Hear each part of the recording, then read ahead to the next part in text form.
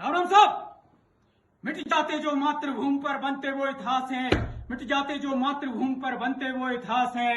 माथे शीश झुकाने उनकी झुक जाते आकाश हैं, माथे शीश झुकाने उनकी झुक जाते आकाश हैं। जो भरा नहीं है भावों से बहती जिसमें रसधार नहीं, जो भरा नहीं है भावों से बहती जिसमें रसधार नहीं।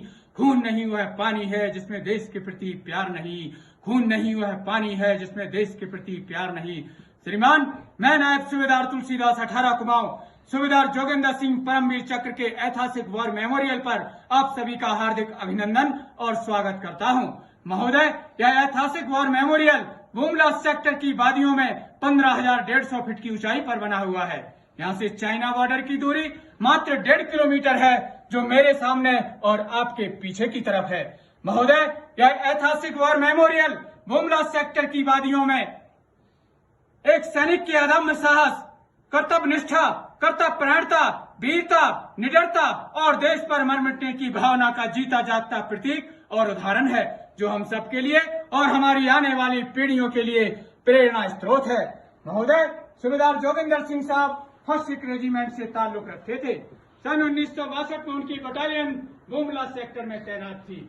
23 अक्टूबर 1962 की सुबह 5:30 बजे चीनी सेनाओं ने भारत के ऊपर बुमला सेक्टर से हमला कर दिया, जिसका सामना करने के लिए फर्स्ट सिख रेजिमेंट की डेल्टा कम्बेट मेरे दाहिने आपके बाएं जोगिंदर टॉप के ऊपर डिप्लॉय थी, जिसकी एक प्लेटून मेरे पीछे आपके सामने दाहिने से बाईं तरफ को जाती हुई रिज नाम आईवी रिज, जिसके ऊपर कुछ बंकर नजर आ रहे हैं, के ऊपर डिप्लॉय थी, जिसके कमांडर स्वयं सूबेदार जोगिंदर सिंह साहब थे। जब चीनी सेना बुमला सेक्टर से आगे की तरफ बढ़ रही थी, तब उनका मुकाबला सूबेदार जोगिंदर सिंह साहब की प्लेटून से हुआ। सूबेदार जोगिंदर सिंह साहब के जवानों ने उनके कुशल नेतृत्व में कुशल युद्ध रणनीति का परिचय देते हुए दुश्मन के ऊपर जबरदस्त प्रहार कर दुश्मन को निश्च नाबूद कर दिया और उसके कई जवानों को मार गिराया, जिससे दुश्मन का पहला हमला विफल हो गया। महोदय, सूबेदार जोगिंदर सिंह साहब के जवानों के हौसले बुलंद थे, वो एक बार फिर दुश्मन को निश्च नाबूद करने के लिए तैयार थे। उधर दुश्मन ने भी अपने आप को बहुत कम समय में रीऑर्गेनाइज किया और दूसरी बार हमला कर दिया। सूबेदार जोगिंदर सिंह साहब के पास सीमित मात्रा में हथियार, गोला बारूद और जवान होने के बावजूद उन्होंने एक बार फिर कुशल युद्ध रणनीति का परिचय दिया और दुश्मन के ऊपर जबरदस्त प्रहार कर दुश्मन के बढ़ते कदमों को रोक दिया और उसके कई जवानों को एक बार फिर मार गिराया, जिससे दुश्मन तिलमिलाकर वापस चला गया और उसका दूसरा हमला विफल हो गया। महोदय, इधर सूबेदार जोगिंदर सिंह साहब के पास एमुनेशन की कमी हो गई, जिसकी रिपोर्ट उन्होंने अपने बटालियन हेडक्वार्टर को दी। बटालियन हेडक्वार्टर ने उन्हें आदेश दिया कि पोस्ट छोड़कर पीछे हट जाओ, लेकिन सूबेदार जोगिंदर सिंह साहब निडर, साहसी और बहादुर लीडर थे, उन्हें पीछे हटना कतई मंजूर नहीं था। उन्होंने बटालियन से वादा किया कि मैं आखिरी सांस और आखिरी गोली तक दुश्मन से लड़ता रहूंगा, लेकिन पीछे नहीं हटूंगा। उधर दुश्मन ने भी अपने आप को एक बार फिर रीऑर्गेनाइज किया और पिछले हमलों की अपेक्षा 3 गुनी सेना और भारी दलबल के साथ तीसरी बार हमला कर दिया।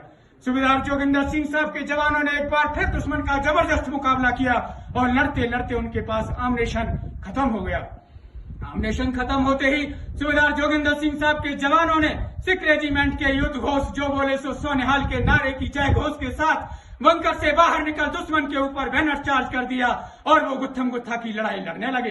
इस गुत्थम गुत्था की लड़ाई में हमारे जवानों ने कई चीनी सैनिकों को मार गिराया, लेकिन चीनी सैनिकों की संख्या ज्यादा होने के कारण लड़ते लड़ते वो एक एक करके शहीद होते चले गए। इस गुत्थम गुत्था की लड़ाई में स्वयं सूबेदार जोगिंदर सिंह साहब भी बुरी तरह से घायल हुए और अंत में लड़ते लड़ते शहीद हो गए। महोदय, इस प्रकार एक निडर, साहसी और बहादुर लीडर अपने जवानों के साथ देश मातृभूमि की रक्षा करते करते देश के लिए शहीद हो गया। श्रीमान, उस समय की तत्कालीन भारत सरकार ने सूबेदार जोगिंदर सिंह साहब के अदम्य साहस, कर्तव्य निष्ठा, कर्तव्य परायणता, वीरता, निडरता और देश पर मन मिटने की भावना की कद्र प्रशंसा और सराहना करते हुए उन्हें देश के सर्वोच्च वीरता पुरस्कार परमवीर चक्र से सम्मानित किया और यह वॉर मेमोरियल उनकी याद में बनवाया। इतिहास कहता है कि वीरों की उम्र ज्यादा नहीं होती है, इतिहास कहता है कि वीरों की उम्र ज्यादा नहीं होती है। भौतिक रूप से ना सही पर उनकी आत्मा अमर होती है, पर उनकी आत्मा अमर होती है।